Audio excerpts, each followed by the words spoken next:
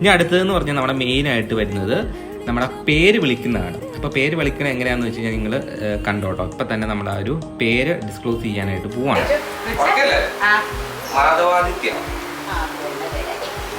മാധവാദിത്യ മാധവാദിത്യ മാധവാദിത്യ മാധവാദിത്യ മാധവാദിത്യ യേശുവിന്റെ ഒരു പേര് വിളിക്കാം.